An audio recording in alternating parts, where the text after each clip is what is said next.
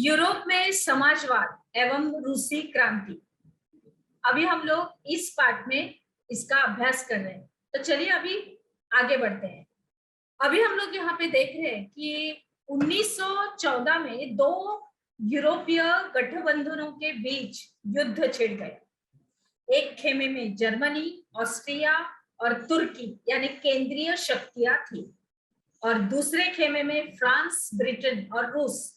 बाद में इसमें इटली और रोमानिया भी इस खेमे में शामिल हो गए थे, और इन सभी देशों के पास विशाल वैश्विक साम्राज्य थे, और इसलिए यूरोप के साथ साथ यह युद्ध यूरोप के बाहर भी फैल गया था, और इस युद्ध को पहला विश्व युद्ध कहा जाता है।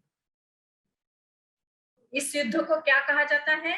फर्स्ट वॉर, यानी कि ये पहला वर्ल्ड वॉर है, यानी कि पहला विश्व युद्ध।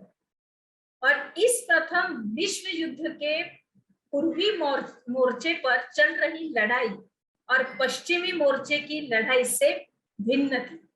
पश्चिम में सैनिक पूर्वी फ्रांस की सीमा पर बने खाइयों से लड़ाई लड़ रहे थे, जबकि पूर्वी मोर्चे पर सेना ने काफी बड़ा फासला तय कर लिया था, और इन मोर्चे पर बहुत सारे सैनिक मौत के मुंह में जा चुके थे। सेना की पराजय ने रूसियों का मनोबल पूरी तरह से तोड़ दिया था, और 1914 से लेके 1916 के बीच में जर्मनी और ऑस्ट्रिया में रूसी सेनाओं को भारी पराजय झेलनी पड़ी।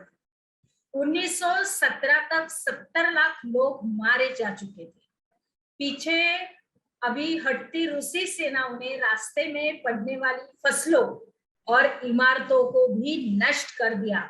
यानी कि हम लोग सोच सकते हैं कि जो फसलें के पास जो घर होंगे खेतों में या तो फिर इमारतों में जो लोग रहते थे, सभी मारे जा चुके थे, सभी तहस नहस हो रहा था, और इस तरह से वो नष्ट कर दे रहे थे ताकि दुश्मन की सेना वहां से टिक ही नहीं सके। और फसलों और इमारतों के विनाश से रूस में 30 लाख से ज्यादा लोग शरणार्थी हो गए।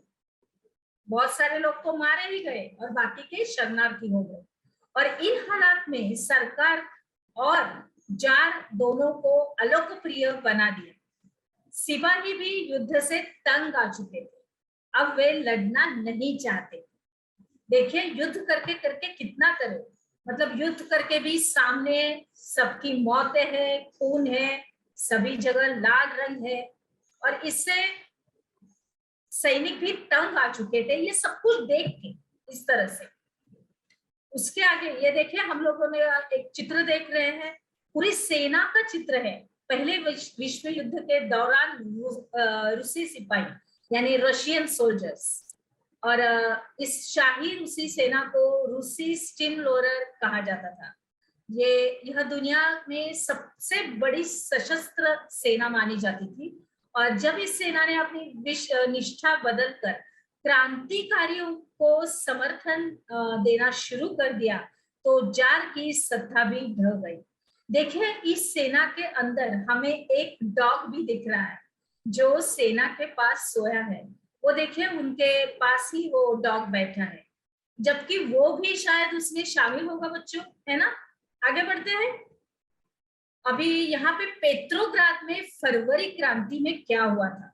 तो सन 1917 की जो सर्दी का मौसम था, उस वक्त कड़ाके की ठंडी पड़ी थी और राजधानी पेट्रोग्राद की हालत बहुत ही खराब थी।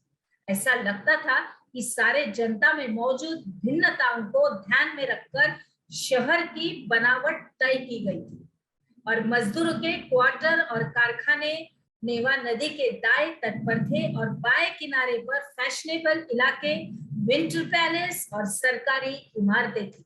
जिस महल में ड्यूमा की बैठक होती थी वह भी इसी तरह था, और फरवरी में मजदूरों के इलाके में खाद्य पदार्थों की भारी कमी पैदा हो गई थी, और उस साल ठंड भी कुछ ज्यादा ही पड़ी थी।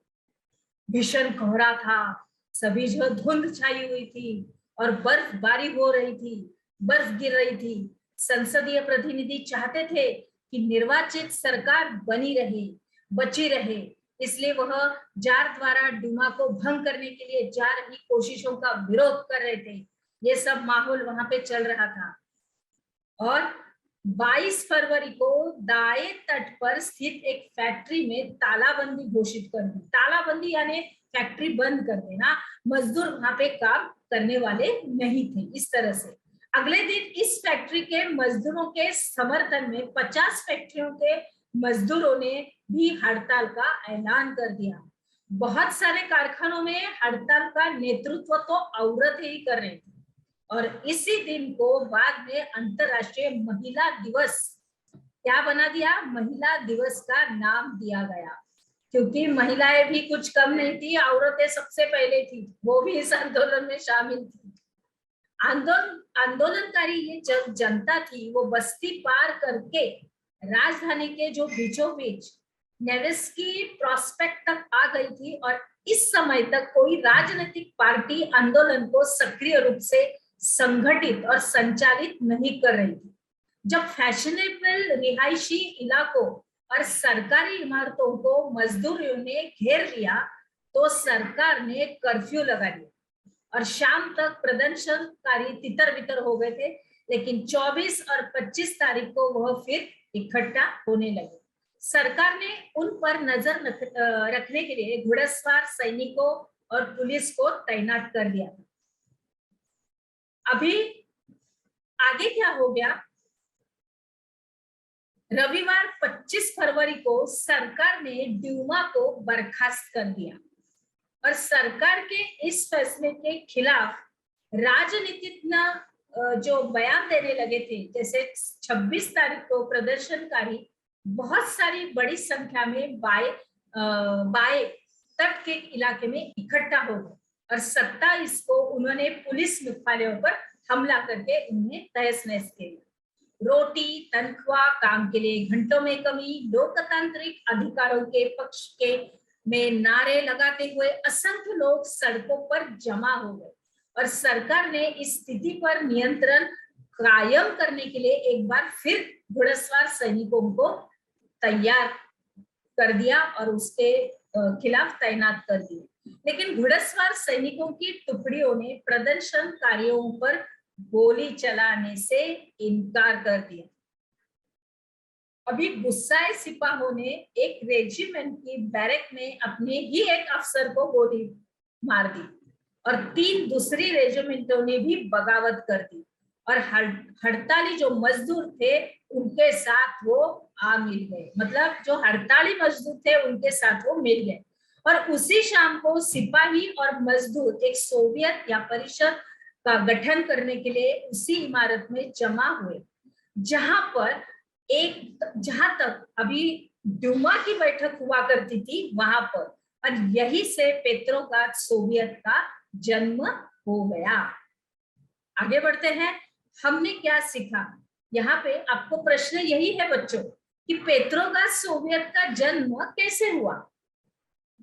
अभी आपको इसका जवाब अपने कॉपी में लिखना है अच्छी तरह से और हमें अभी अपने अगले पड़ाव में प्रवेश करना है। चलिए।